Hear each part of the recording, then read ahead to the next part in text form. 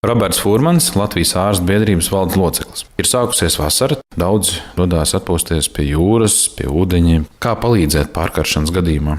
Pirmais un svarīgākais nosacījums pārkaršanas gadījumā ir cilvēku aizvest prom no tiešas saules ietekmes. Vēsākā vietā, ieteicams arī caur vējiem, atģērbt no drēbēm, ja viņš ir iespējams saģērbies neatbilstoši gada laikam, vēdināt, radīt gaisa plūsmu, likt vēsas kompreses uz krūtīm, uz pieres, var uz cirkšņiem uzlikt vēsas kompreses, ja paņems, piemēram, nelikt varbūt tās tieši ledu virsū, bet ietīt viņu dvielī tādā ritīgā un tad uzlikt, lai viņš ir vēss, nevis lai viņš ir karsts. Un, protams, pamatlieta ir šķidrums. Obligāti cilvēkam ir jādzer šķidrums. Un, ja mēs šeit runājam par pārkaršanu, tad pārkaršana nevienmēr ir dzīvībai bīstama. Taču karstuma dūriens un tiek izteikta karstuma ietekme, tad tā ir dzīvībai bīstama. Un, ja tas iestājās strauji, un ja tas skar bērnus vai tas skar gados vecākus cilvēkus, tad obligāti ir jāzvan uz neatliekamās palīdzības dienestu un iespējams šis cilvēks ir jānogādā ārstniecības iestādē. Protams, nevienmēr pārkaršana prasa neatliekama rīcība, bet ir situācijas, kad